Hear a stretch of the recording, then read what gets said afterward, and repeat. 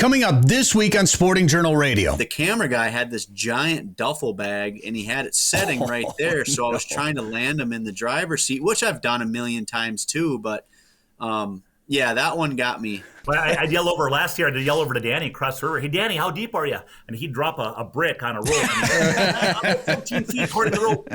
Well, it's because your graphs weren't working either. Yeah. You didn't know. Well, I'll tell you. I fish, I hunt, and always will. Broadcasting from the Prairie Sportsman Studios. Presented by OnX. Know where you stand with OnX. We're not just a radio show anymore. Heck yeah. This is Sporting Journal Radio. Well, it's almost like fall. There's so many things starting to happen now. It seems like there's more and more opportunities to go out and do things, and we're going to talk about all of them, from turkey hunting to snow goose hunting to spring fishing, late ice fishing, a lot going on. I'm Bret Amundson. Thanks for tuning in. That's Dan Amundson right over there. Dan, how you doing? Just thinking it's the best time of the year, not fall. Well, I'm saying fall's great, but spring might be better. David, do you agree? I don't agree. Yeah, I don't agree either. Well, you are both wrong. There's two things you can hunt in the spring, and there's way Many. more than two you can hunt in the fall. Yeah. Get it right, Dan. Okay, well, there's two really cool things you can hunt in the fall and a lot of great fishing to do. That is true. In the spring. I'm not saying it's bad. I'm just saying. It kind of sounds like you are. I'm just saying, that's what I'm saying. It's awesome right now. Like, there's so many things to do. Fall's still better, but Well, then quit arguing with me. spring is coming in a close second right now because, man. So I'm so wrong, but it's a close second. Well, you are wrong. Yes. And it is a close second. Yes. Okay. Weird take. You can still be wrong, but be close. Sounded like I was very wrong. Well, but now it's just shifting to like, hey, you're just kind of fall You're just is- close to being wrong. Fall is still going to always be number one. But other than it being a late spring, I'm really excited about things that are happening because we spent some time at Tobin. You're going to see and hear in the next couple of weeks here, probably next week here, some of our trip to Tobin Lake to do some ice fishing up there. We got some snow goose hunting coming up. Turkey hunting is right around the corner. You got the Rainy River fishing tournament coming up in a couple of weeks. People are ice fishing. There's so much going on. Dan, out of all those things, what is your favorite thing to do, you think? whatever presents the best opportunity at the time. If the walleyes are biting, then I'm going to go walleye fishing, and that's the best thing to do. If the snows are here and they're nice, then that's the best thing to do. If the turkeys are going and the fish aren't quite going, then that's the best thing to do. That's the beauty of it, though, is it all just kind of intermingles, and you pick and choose, and you know that you get to hunt again in the fall, so you don't, if the hunting's not lining up, you don't feel pressured to go hunt because you don't feel like you only have 60 days. And so you go fish. If the fishing's not there, you know you've got the rest of the summer, so you go do something else. So I don't feel like you feel the pressure that you do in the fall to jam it all in before the dreaded winter is here. Yeah. Well, and this is also bonus time. And I think the difference, too, is the days are getting longer, not shorter. Which you start also getting into late fall, and, you deer hunt till 10 o'clock, and you got to be back out at 1 o'clock because it's dark by 5. And Right. Well, and I think it's interesting thinking about turkeys right now in those first couple of seasons that everybody wanted. Well, there might be snow on the ground for that this year, most likely. I want to talk a little bit more about all that here in just a second. But first, Dan, who are the sponsors this week? We have to thank OnX. Know where you stand with OnX Hunt. Lake of the Woods Tourism. Lake of the Woods is the walleye capital. Plan a trip for this winter, spring, or summer at lakeofthewoodsmn.com. Live Target Lures. Match the hatch at livetargetLures.com. Haybell Heights Campground and Resort. Book a trip to Devil's Lake for this spring or summer at haybellheights.com. Alclair Audio. Save your hearing in the field this spring with Alclair. Learn more at alclairoutdoors.com. Riverbend Resort at Lake of the Woods. Plan an ice fishing or spring or summer fishing trip to the Rainy River and Lake of the Woods at riverbendresort.com. Ottertail Lakes Country, find your inner otter at ottertaillakescountry.com. And Prairie Sportsman, new episodes are back. Watch out, but you can watch reruns or new episodes anytime at the Prairie Sportsman YouTube channel. Check it out, or prairiesportsman.org. David, when was always your favorite time to hunt turkeys? I like doing it earlier because you don't have to get up as early, or as the season gets on, you got to be out there so early. The sunrise just keeps getting earlier, so early season I think is better. Do you think there's a way turkeys are acting in the breeding season a little bit. They're easier to call maybe earlier in the year. Yeah, I think so. It's all kind of a dance. Sometimes the years are too early and they're still grouped up and they don't want to play at all. But I gotta think that's the way it's going to be this year. I think so too. Yeah, I think that first season's probably going to be a tough one for a lot of people. Dan, are you were pretty excited about turkey hunting last year. How fired up are you about it this year? Well, again, like I just got done saying, if the snows aren't here and they're done playing, if the fishing's not great, then we'll go turkey hunting. Man, that's one thing about snow geese, too. When you got the snow line, they don't like it very much. And we were just talking that by this time last year, we were shooting birds already. And even a couple of weeks earlier, we were shooting birds. Yeah. On the plus side for turkeys this year, we're not going to have to worry about wood ticks, I think, those first few seasons. That's the worst. I mean, I quit turkey hunting for a long time because of that. Yeah. Not that I was ever a huge turkey hunter, but I definitely, I did it and then stopped because the wood ticks were so bad until we got I got that Sitka stuff last year. And permethrin? Permethrin, yeah, the Equinox. Are you building a table back there, like hammering away at something? What are you? Maybe I am. Maybe I am. So turkey season starts April 12th in Minnesota. You guys going to try to bounce around to a few states? I wouldn't mind traveling a little bit. Yeah, I usually try and hit up at least a couple states. So that'd be fun. And maybe a combination snow goose turkey hunt this year. And maybe, ice fishing. Yeah, and ice fishing. Throw in some hard water. I'm good. Late season. That's the one thing I don't need to do in the spring. If the ice fishing is going on, well, you guys have fun. I'll be getting decoys ready. Yeah. After Tobin, I think I'm ready to be done with ice fishing. I'm looking forward to open water, and we're going to be on open water, hopefully. Rainy River coming up April 11th and 12th, the SJR 500 second annual fishing tournament.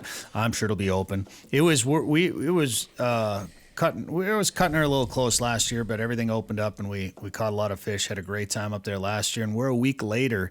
For this year, we open it up an hour longer each day, 8 to 4. It's only $40 to enter.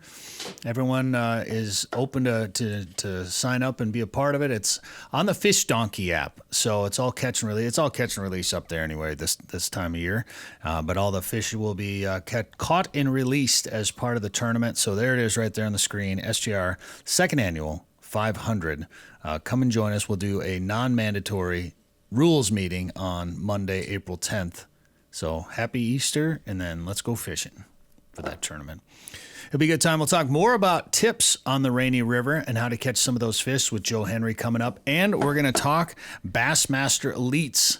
Pro Pat Schlapper is going to be joining us to talk about his fourth place finish earlier this year, and then talk about what it's like to be on the Bassmaster Elite Pro Tournament circuit. That's all coming up on Sporting Journal Radio. It's ice fishing season and time to plan your trip to Riverbend Resort on Lake of the Woods. Stay at the Lakeside Resort along the Rainy River in one of their new cabins and enjoy delicious meals and hot or cold beverages in the Miles Lab Bar and Grill. Or stay in one of their comfortable sleeper houses on the ice, complete with a TV, stove, and lots of walleyes right beneath your feet. You also have the option of staying at their motel, the Walleye Inn, located in Baudette. Book your ice fishing trip to famous Lake of the Woods today at riverbendresort.com. That's riverbendresort.com. Live Target, the leader in Match the Hatch, is back with new lures that also match the action. Introducing the Live Craw. The Live Craw is irresistible to bass, walleye, and other freshwater species. FTech's winner, the Ultimate Frog, looks and acts just like a swimming frog. With an exposed Ultra Point mustad hook and replaceable legs, the Ultimate Frog has 2 styles, 2 sizes, and 8 colors. And iCast and FTech's winner, the Live Shrimp, mimics a fleeing shrimp for saltwater anglers. Coming soon from Live Target. Ice fishing season is here. This winter, plan a trip to Devils Lake, North Dakota. Not only will you have the chance to catch their legendary perch, but this year, Haybale Heights has been catching big walleye after big walleye. And they're doing it from a mobile, comfortable snow bear. No matter how cold it is outside, you're warm and toasty on the inside. Learn more and book a trip today at haybaleheights.com. That's haybaleheights.com. All right, we're pretty excited about it. The second annual SJR 500 is coming to the Rainy River April 11th and 12th. We'll have a rules meeting, a non-mandatory rules meeting, Monday, April 10th at Riverbend Resort. Come on up and join us. There is lodging still available at Riverbend. This tournament's open to everybody, and it goes from Franz Jevny out to Lake of the Woods. If you can get on the river there and fish wherever out into Lake of the whatever's navigable on the Rainy. I found out you can't fish in any tributaries. Obviously, you can't fish on the Canadian side, but from Franz Jevny to Lake of the Woods, that is where our tournament will be. We've got a bunch of cool prizes. You can learn more about it at sportingjournalradio.com. It's through the Fish Donkey app. Get yourself signed up. $40 entry fee. And Joe Henry is going to join us now to talk a little bit about Lake of the Woods. And Joe, we're kind of excited this year that we're going to be donating 25% of entry fees to Keep It Clean. The question I have, I'm not real good at math. What's 25% of $1 million? It's a lot. $250,000. That's $250,000, isn't it? Yeah. Yeah. Yeah. $250,000. This is going to be $1 million. Wow. Heck yeah. This is a huge tournament. Tell me if I'm wrong. Doesn't the tournament go from Birchdale to the mouth of the Rainy River? Well, it'll be according to the rules with the permit application that I had to fill out with the DNR. We set the boundary at Franz Jevny. So realistically, you're looking at Birchdale to the rain. For us to go, so you know how the falls are east of the access? Yep. For us to include being able to fish east of the Birchdale access, we had to put Franz Jevny in there in the rules. So that's where it'll be. So, but yes, okay. Realistically, Birchdale to. You're going to have Danny's going to take his new boat and run the rapids all the way up to Franz. You watch me. You watch me. Yeah. You watch. Yeah. So that's just a little change this year. For people that don't know, when you get to Birchdale, I mean, most people, Birchdale is kind of their cutoff. And the reason Birchdales are cut off for the river is because there are some rapids right upstream from Birchdale. And then on the other side of the rapids is another access called Franz Jevny. And to run those rapids, I mean, to give you an example, I've never done it. I'm not going to take my boat through that. I know tournament anglers that know the rapids real well, and they'll run through there. But there's big boulders that are at the top of the surface there. You got to know what you're doing. And there's a lot of water in the spring moving through there. So you really need to know what you're doing. I would not advise it if you're not an expert at it or not with somebody who's experienced. But nonetheless, that's what we're talking about is Franz Jevny. And you know what? In talking about the Rainy River, I'll tell you what, that's just such an exciting time. I mean, I'll tell you what, that water opens up and dropping your boat in for the first time, and you're getting out there. And there's other boats, but there's a lot of river. I mean, there's a lot of river normally to fish, and you're not playing bumper boats typically, and you can spread out if you want to. And those walleyes are holding in different spots. I mean, they're not all in one spot on the river. You'll find little nooks and crannies, little holes, little current breaks. Sometimes they're on flats. Some people are jigging them. Some people are using big plastics on a jig. Some people are using frozen emerald shiners. Some people are pulling crankbaits, right along shore. Some people are using a three-way rig and pulling crankbaits. And then you have some people that are sturgeon fishing and they're anchored up. So there are a lot of different ways to get her done. But man, that spring fishing, if you haven't done it, it is so enjoyable. Don't need a big boat. Do have to have a little bit of patience because, when the ice starts opening up, if you have only one boat ramp open, well, certainly everybody has to go through that one boat ramp. So you just have to plan on taking a little bit of time. Now, as the ice goes out, then you have 2 boat ramps and 3 boat ramps, and that disseminates all the traffic, so it's much easier then. Yeah, and we're obviously pre-recording this interview, and this time of year, things are constantly changing, so we tell people if they want to get the latest information about conditions up at the Rainy River as we gear up for spring, check out Lake of the Woods on social media, right, Joe? Yeah, exactly. And, our Facebook page is a really good source. We put our we constantly keep people up to date of where the open water line is on our Facebook page in the spring of the year, and certainly that comes out in our fishing report. Our fishing report all comes out weekly, so you're better off if you're on social media to follow. Certainly, our Facebook, even our Instagram, is a good place too. I'm excited about the tournament. We moved it back a week this year, Joe, because last year it was. I don't remember the exact dates, but it was that first couple of days in April, and we had the snowstorm. Only Birchdale was open. The second day, I think, the next access, Frontier, opened up, and then so we're like, let's push it back next year, and now we're having a late spring. So I'm sure everything will be just fine. I know we were real nervous about it last year, but boy, once that river goes, it goes. It goes quick. It goes quick. Every year we worry about it.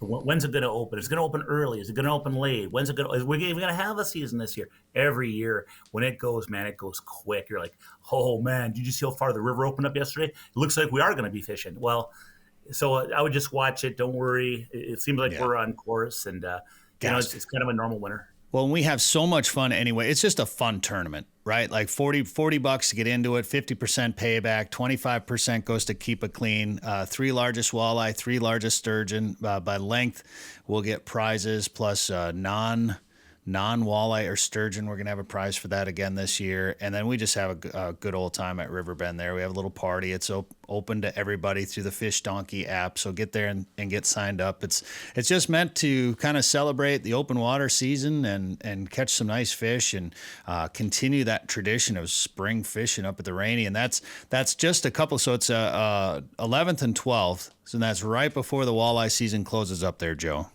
Yeah, season closes 14th is the last day for walleye season, April 14th. And, this isn't a hardcore tournament. It's not what'd you say entry fee was, Brett? $40. $40 per person for entry fee. So for $40, this isn't a hardcore tournament. It's more of a kind of a celebration of a tradition, and it's getting some really good people, men and women together who enjoy the outdoors and who are willing to go out in the spring weather. I mean, it could be really warm out. It could be really cold out. We had snow last year when we fished in the boat. But the thing of it is that this isn't a hardcore tournament, so don't worry about being competitive. It's really more about getting out there and just getting a line on the water. And, certainly we're going to fish hard. Most people fish hard, but you know what? Last year there's some really nice fish caught, and we had inclement weather, and it was really cool. Heck, some of the highlights last year, I mean, big sturgeon was caught. We had some nice walleyes caught. Actually, the bigger walleyes were caught the day before the tournament. Mm-hmm. If you remember, because the walleye and sauger season is closed on the Rainy River, then it's catch and release only. Somebody caught a sucker and cooked a sucker up in the oven, and we all tried that, and maybe because we had a few bush lights in us, that sucker tasted really good. But it tasted good. I don't care who you are. Bush lights or not, that fish tasted pretty good. Except Dave, the snout piece was the cheek tasted good. I couldn't get that face out of my mind.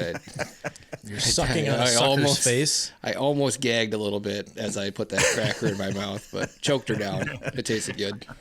You can see the video of David almost losing it on Sporting Journal Radio on the YouTube channel. We got a video from our time up on the Rainy River last year. And you can also see how we fished. And Joe, I'm hesitant to talk about how we did it because it's a competitive tournament. And Dan pushed real hard for going an hour earlier this year. So we're going to open up the tournament an extra hour from 8 a.m. to 4 p.m.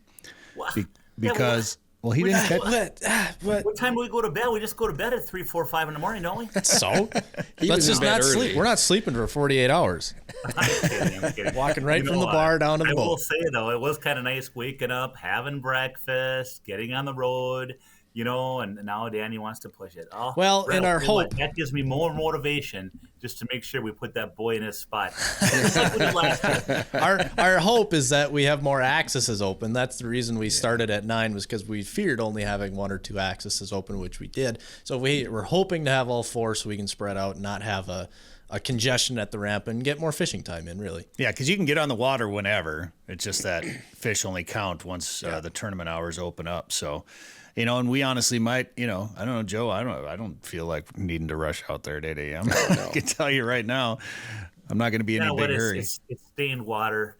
Those walleyes are cruising up for the spawn. You know what? You put the right bait in front of them, they're going to whack it any time of the damn day. That's right. Yeah. As long as there's not a snowstorm coming in. I did find we got out there before all of you guys, before the snow hit, and fishing was solid until the snow hit. And then you had to change techniques. For some boats, it sure went to hell after that, didn't it, Danny? Yeah. we came out during the tough hours, and that's when we caught them. Well, we'd caught enough fish, so we started making dinner and making lunch and sitting under the bimini and hanging out and just enjoying the elements. We let you have all the easy fish. Enjoy the elements. So for the listeners, Danny got a new boat this year. It's not brand new, but it's a new boat to him. It's a nice boat, and he also he's loaded with electronics. It's got new electronics for that water. It's got like one graph on it right now, so What is it? we'll see if it's got one old Garmin. We'll see if my paycheck comes in before the tournament. So maybe this might be a competitive edge, as my certain boss might withhold a paycheck from me. So I don't have Intentionally. Yeah. But I'd yell over last year. I'd yell over to Danny across the river. Hey, Danny, how deep are you? And he'd drop a brick on a rope. I'm 14 feet according to the rope. Well, it's because your graphs weren't working either. Yeah. You didn't know. Well, I'll tell you. No, listen. Truth be told, my one graph was working. My second graph wasn't working.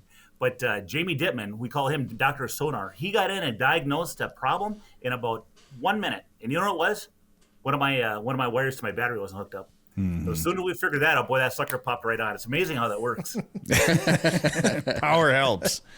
Yeah, absolutely. That was the first time I had the boat in the water, and I just missed that one wire. And I even looked in the battery compartment, looked at it, and I was probably staring right at it, and just missed it. Boy, Jamie picked that up right away when he looked at my battery compartment, and as soon as you hooked that lead up, it was game on. We had 2 graphs then instead of 1. So, but you know what? Still, I mean, it worked better than Danny's rope last year. I don't know. It didn't cost me anything.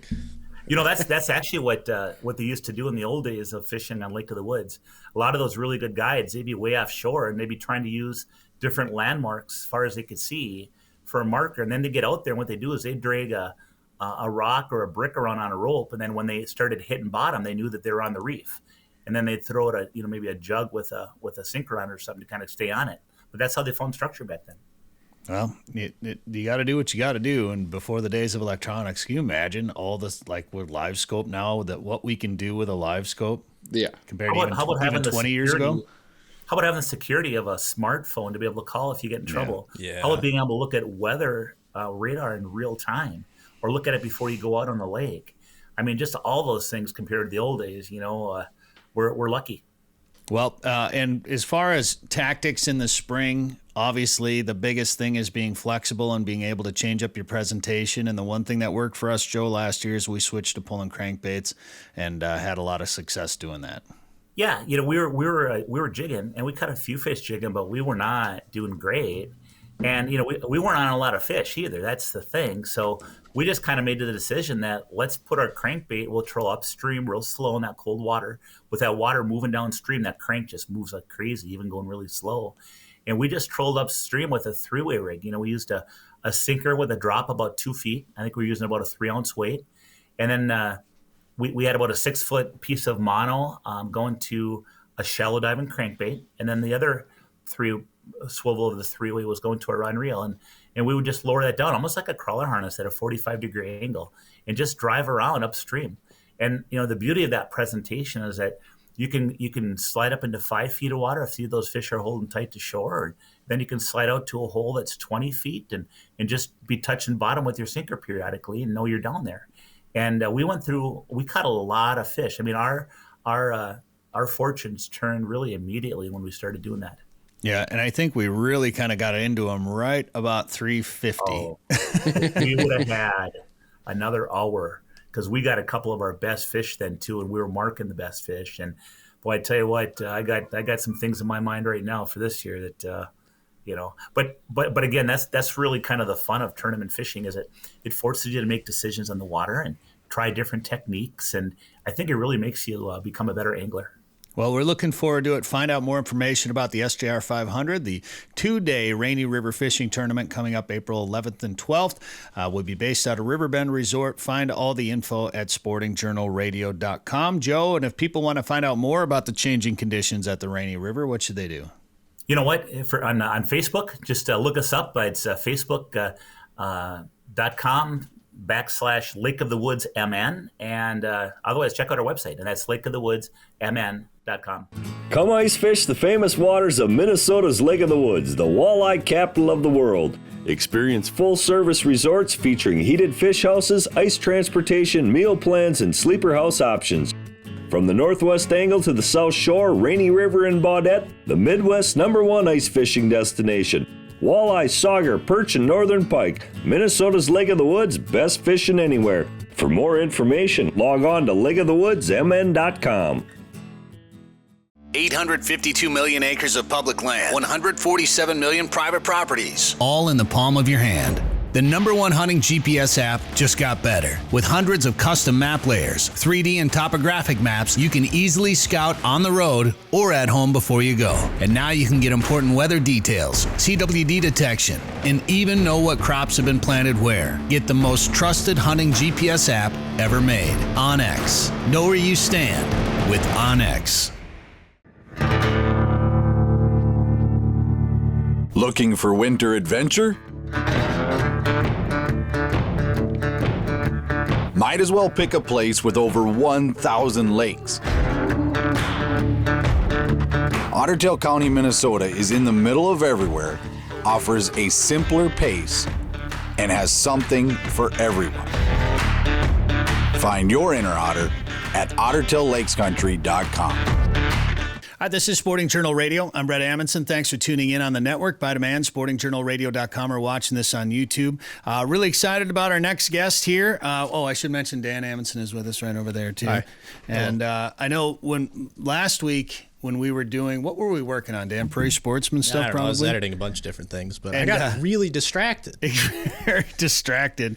And Dan, I didn't have as much time to watch it as Dan did, but Dan was glued to the live stream of the bass fishing tournament, the Bassmaster tournament taking place, and it was extra exciting for us because we knew somebody that was doing pretty well there, and he joins us right now, Pat Schlapper, Bassmaster Elite Series Pro. Pat, how you doing? Pretty good. Congratulations on the last tournament there. It was a pretty wild last day for you. I think Mark Zona said he called you a hot mess. Yeah, it was definitely chaotic, and a hot mess would be very accurate. So but we'll break down all of that here in 1 second and find out what made you a hot mess and how the fishing was and what you did and all that stuff. But first, we've got a little clip that I think we're going to start we want to start the show off with if Dan's ready. Before you load the Yeti hot seat, the other day when you made the first cut, you said you got to have one beer back after you make it to Sunday. How many beers? I don't know. I mean, Jiminy's, I got to drive 20 hours tomorrow, so I'm not going to go too overboard, but he going to do a few tonight. I bet so. He loads our Yeti hot seat. Let's hear it for Pat Schlapper. All right, so first of all, I mean, for using the word Jiminy's in there, but also to celebrate, here you go. We're going to crack one open for you. Congratulations, Pat. So, cheers. Nice. So, that was tournament 2 on the season, right? Yes, it was. The second one. We had back-to-back events. We started on Okeechobee the week before, and then we went right to Seminole. How did that first tournament go? Pretty good. I think I ended in 25th. So it was good. 25th and then 4th on Seminole. So right now I think I'm in 7th in the Angler of the Year points, which is good. So that I was just reading up on a little bit. That final day you caught 19 pounds in less than a half hour? Yeah, probably a little more than that weight-wise because I wasn't really weighing them right away. I was just kind of throwing them in there. But, yeah, in the first 15 minutes I was there, I kind of dialed it in, and it was pure chaos. I was catching them pretty consistently. So yeah, I had a good bag early on in the day. That's awesome. That's got to be a good feeling. You know, like how often has that ever happened to you before in a tournament like that, where all of a sudden it was like bang, bang, bang? It happens. It happens. It has happened quite a few times in my life, and that's why, like, when it was happening, I was trying to catch them as fast as I could because it generally doesn't last real long. So that's why I was running all over and just trying to get back out there as quick as I could, because when those moments happen, you have to capitalize on them. Gosh, it's got to be so. I mean, I don't know if it'd be fun or nerve-wracking or both or what, but so do you figure it was a bite window or you stumbled upon a pot of fish or there was, it sounds like maybe there was a bunch of shad around, or what do you think happened there? Well, it was just so that area, that's where I caught the majority of my fish the whole tournament. At that particular day, I made an adjustment from throwing a drop shot to the I was wondering, I don't mean to interrupt you, but I was wondering about the hooks when you were landing that fish. and they ended up in your shoulder. Yeah. Well, here's the deal. Like, I like to land fish behind my driver's seat, when I'm throwing a bait like that, where I got to belly them, where they're hard to lip because of all them treble hooks. But the camera guy had this giant duffel bag, and he had it setting right there. So I was trying to land them in the driver's seat, which I've done a million times too. But yeah, that one got me. But it didn't get in my body, just in the shirt. So it was, there was no harm. Well, that's good. That's lucky. And you obviously you had to work to get it out pretty quickly if you got a hot bite like that. So I didn't mean to interrupt you there, but go back to what you were explaining there. Yeah, so basically that was the area I had spent pretty much the entire tournament, with the exception of most of the first day. I started there the first day, but I caught some small ones. I didn't really understand fully what I had going on. But all my weight the second day, all my weight the third day came from there. But then the fourth day, a buddy of mine, Derek Hudnall, who made the top 10 also, he told me, he's like, you should probably try throwing a jerkbait just to see, which I did earlier in the event, but the particular part that I was fishing was a lot more choked out with grass, so it was hard to fish. But once I kind of found that it opened up a little bit out further, I threw that jerkbait the fourth day, and it was pretty insane. I caught a lot of them, and kicking myself because I didn't dial it in faster, but that's just how tournaments go. You find a spot like that, and you don't want to spend a bunch of time on it and practice, because locals see you, other competitors see you, and next thing you know, there's 4 boats there trying to fish it instead of just me. I had it all to myself. Well, and I'm looking at some of this footage, and there's obviously a few boats around you, but they must not have been too close. Yeah. Is that? Yeah, I felt. Yeah, most of those boats were just spectators. Oh, okay. I did have one local guy the third day who came in there and caught a whole bunch of them and took them home for a fish fry. And he did try to get in there the fourth day. He brought someone else. You can keep 10 bass down there. What? And so they were going to keep 20 bass out of that school. But I talked to him. He was an older guy, and I think he's seen what was going on and how well I was doing, and he eventually just left. Thank God, because I could fish the way I needed to fish then. That's insane. I was all ready to ask you a question about ethics and how close other tournament anglers can creep in on a spot with you, but I just want to back up and talk about having to deal with locals. I had no idea that you'd have to deal with a local coming in to fish out the school of bass that you're catching in a major tournament like this to take home for a fish fry, of all things. Yeah. And and here's the thing, that guy, I don't think that he came there because I was there. He knew he knew about that spot. And he pulled up and he stayed a little ways away from me. He didn't move around. Like, I talked to him that third day. I said, I'm like, are you going to stay back there? And he just said, yep. And he did.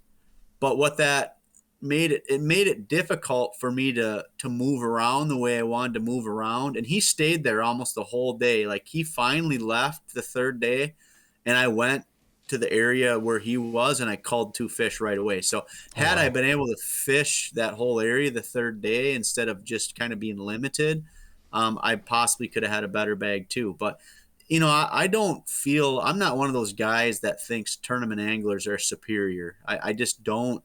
I don't like it when people portray us or themselves, if they're a tournament angler, like they have precedent over anybody else.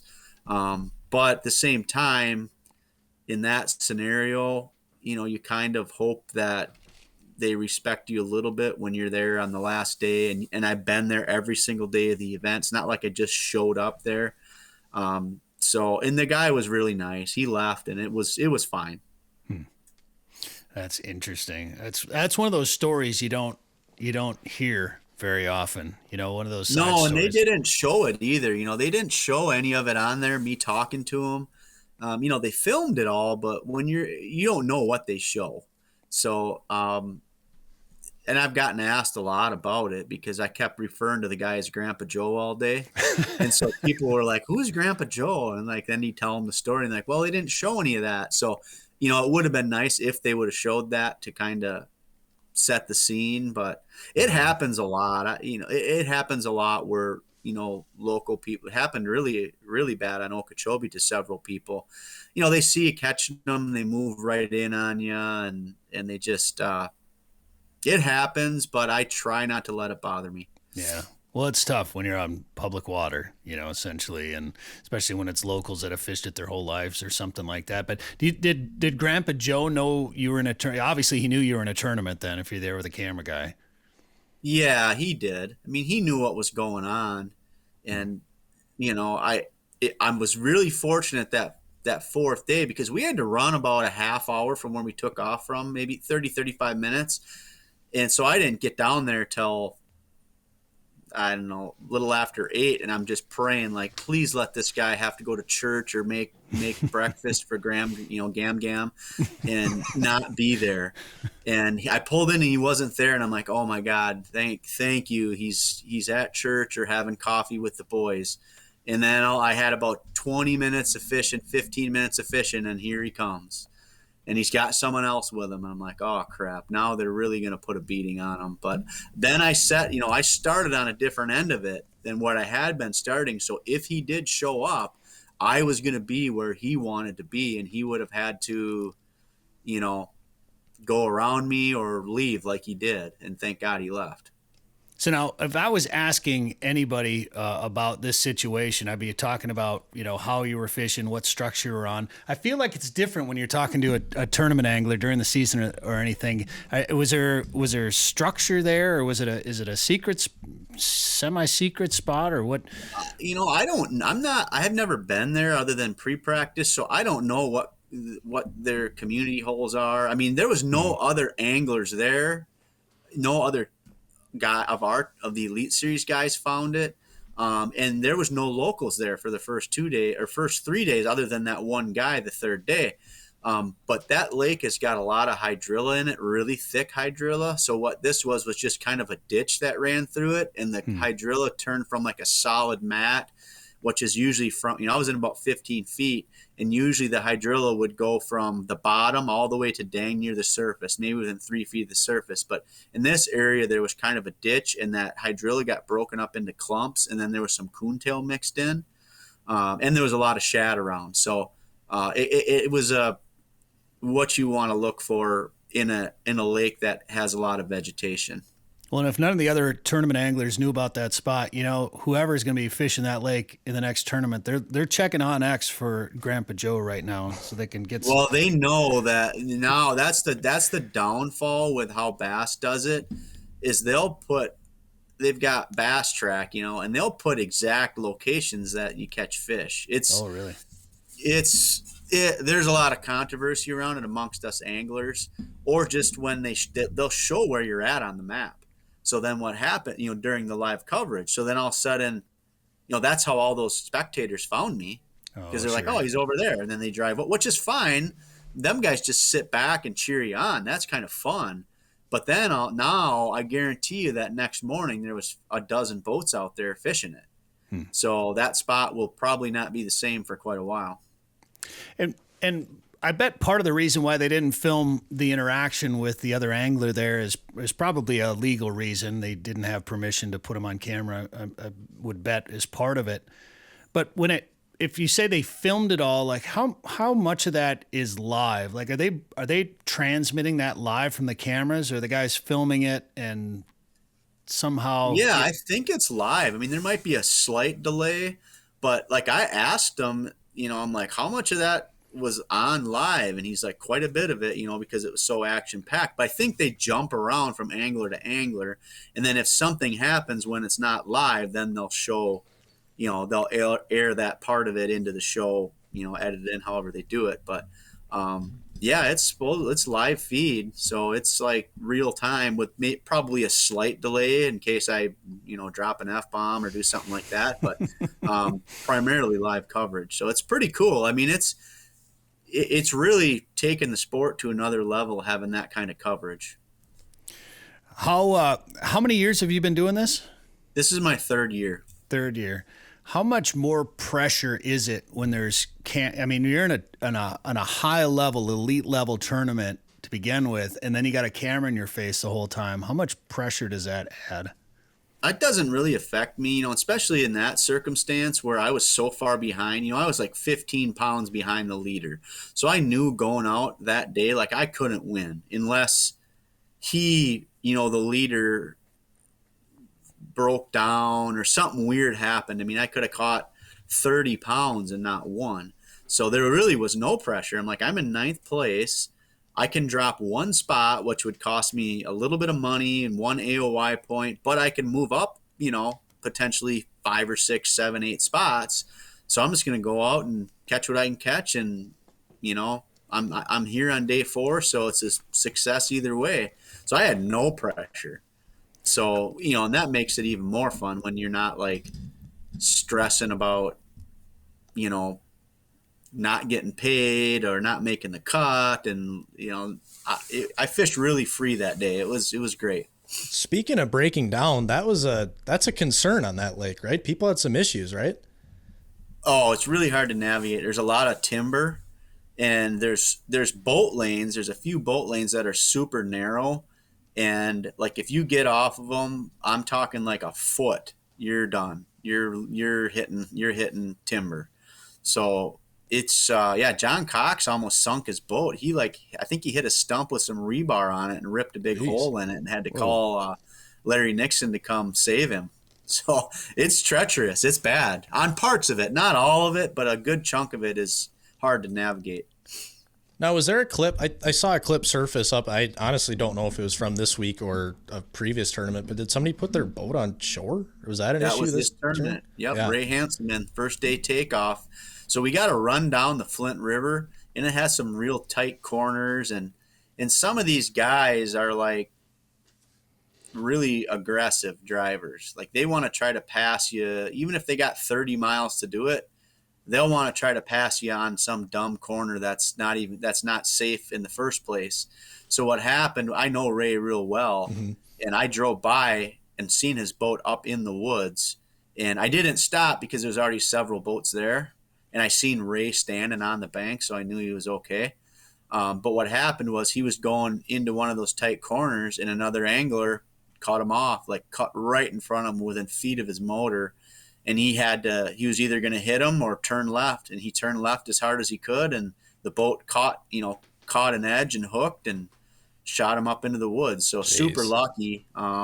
He's a veteran. He's been around a long time. So he said he was able to kind of pick a spot and line it up and let off the guy. He said he was probably only going 30 when he hit it. But he was in the woods, a ways. So he was really fortunate where it happened, that there was kind of a sandbar with a little bit of a clearing, so it wasn't just straight trees. But that stuff happens. It happens more than people realize. That sounds not fun. And I was impressed scary. I was impressed to see though they were able to get the boat turned around. I mean, those boats are not light. I guess there's like a dozen people, and they got up on the front and pushed the bow around, and then they just pushed it right into the river. So pretty crazy. Because I'm like, when I seen it, I'm like, oh, Ray's done for the day. Right. Well, then all of a sudden I'm 40 miles up the other river, up the lake from where we took off. And all of a sudden, there's Ray sitting there fishing in the same boat. And I'm like, what the heck? So he got out, and he had a good day, too. He was sitting good after the first day. Wow. Huh. Wow, that's lucky. I don't know, man. I've only been in a couple, small tournaments or even league nights where the takeoff and you feel like you're in a hot tub with all the boats ripping around you. And I couldn't imagine with all these big, fast boats on a narrow spot like that. And, I mean, what's the answer there? I mean, what do you try to do? You just try to find yourself a position in the pack and cross your fingers? Well, like me, I don't get real aggressive. My boat's not as fast as some of the other ones anyway. So if people, there's a handful of guys that, like, when they're behind me, I'm just like, they're going to pass me. I don't care, whatever.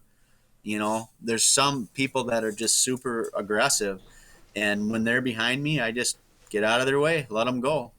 I'm not going to – the odds of them going to the same spot are slim, and I'm not going to risk hitting, because there's floating logs all over too. I'm not going to risk hitting that. I'm not going to risk hurting the cameraman or the marshal in the boat.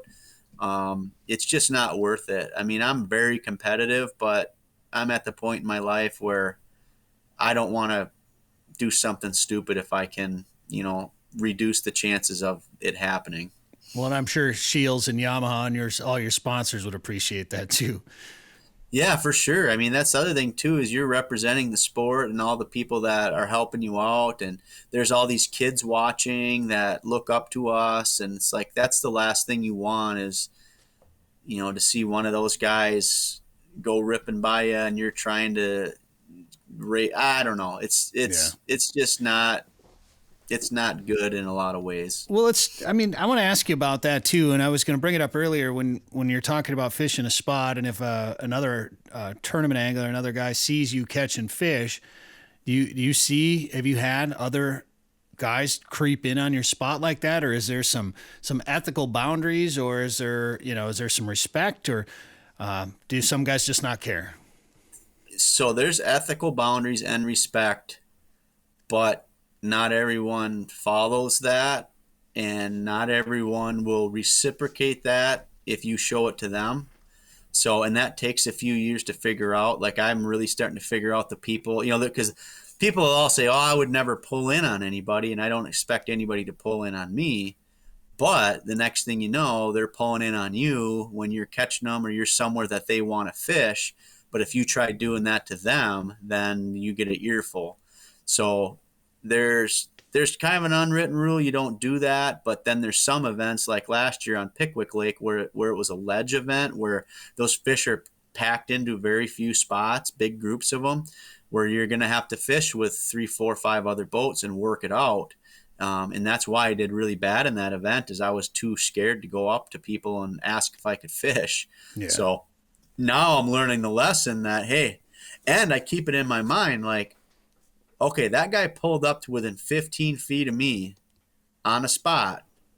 So when I do that to him and he says something, I'm going to have this in my mind that he did it to me. So it's just kind of a learning process of knowing what people do that and what people don't. And I'm not the kind of guy to let people walk all over me. So, if they do it to me, I'll do it to them. But if they respect me, I won't do it to them. So 3 years on the Elite Series, what else has surprised you about it, or what else have you learned about fishing or about the tournament, or has anything surprised you about being a part of it? I'm not necessarily surprised, but it's crazy how good the guys actually are. Growing up, fishing all the different circuits I have, from local stuff all the way up to the Bassmaster Opens, which is the AAA level to get to where I'm at. I'm used to being towards the top in the standings, especially in the end of the year in the Angler of the Year standings. And, the first year I finished in the middle. Last year I finished kind of the upper middle, which I made the Bassmaster Classic, which is good. So it's really crazy how consistent and how good these guys are. Like, you can't stumble or you'll get left in the dust. So that's one big thing. And then the other thing too is just how nice and down to earth the majority of them are. Not all of them. There are some with major egos that stand out that most people, I don't even have to say who they are. People will know. But the majority of them, super cool, nice people that sit and talk to you. They know who you are. They'll go out of their way to talk to you. They'll go out of their way to help you. So it's pretty cool to be part of that and be fishing with the guys I've looked up to for a long time and have them getting to know me and have conversations with me. It's pretty neat. How much have you enjoyed all the travel and pulling a boat with you everywhere you go? I don't mind that. I've got a truck camper and I haul a boat. Now this last span when I was gone for, the better part of 2 months, that got to be a little old. Like, I was ready to be home. But in the normal part of the season where I might be gone for 3 weeks at a time, I like it. I like driving. I like seeing different parts of the country. When I drive, that's one of the few times where I just get to think about stuff. And the other thing too is, I had a normal job for 20 years where, driving around the country fishing is pretty dang good compared to a lot of jobs out there. Yeah, for sure. Have you ever had any weird things happen to you on the road? Break a tooth or anything? Or I've had a lot of really weird things happen to me on the road, especially this last trip, which, one of them I can't even talk about. But I've had, cool things happen too, where people come up to you at the gas station and, know who you are and want your autograph. And I've had crazy things happen at campgrounds. And I mean, when you're on the road that many days, stuff's going to happen. So, for sure. That's just part of being on the road. Absolutely. Well, what's the next tournament for you? Where are you guys going next? Bassmaster Classic. So yeah, we go, 3 weeks, I think, ahead to Knoxville. So, I'm home right now, getting the boat ready, trying to. I just got home yesterday. Get the boat ready, get all my tackle organized, a lot of phone call, email stuff, and then, head to the Classic. It should be a blast. I'm looking forward to it. I can't believe how big that is.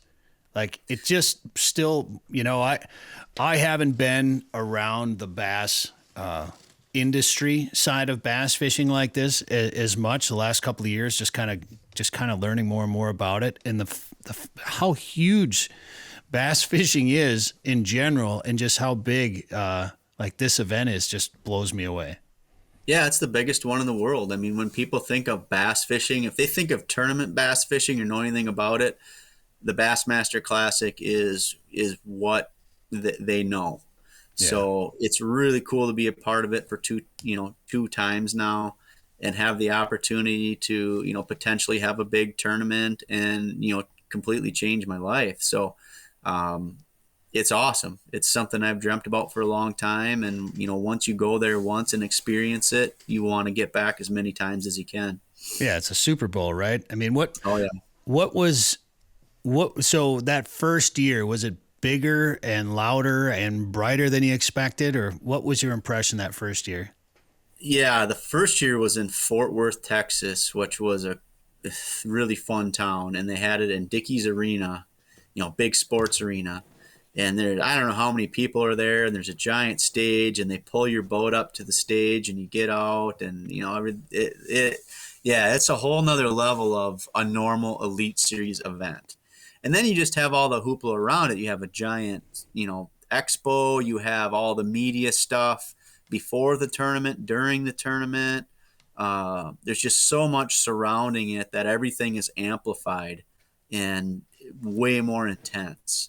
So it's really cool. It's hard to describe, the feeling as an angler who has dreamt of doing it, being in that tournament to actually get to do it. It's hard to even explain. So how much preparation goes into this event? I mean, have you fished Tennessee River before? Are you doing, what are you doing to prep for this? And, you don't have to tell us everything, of course, but I mean, like, how much work are you doing to prepare for it?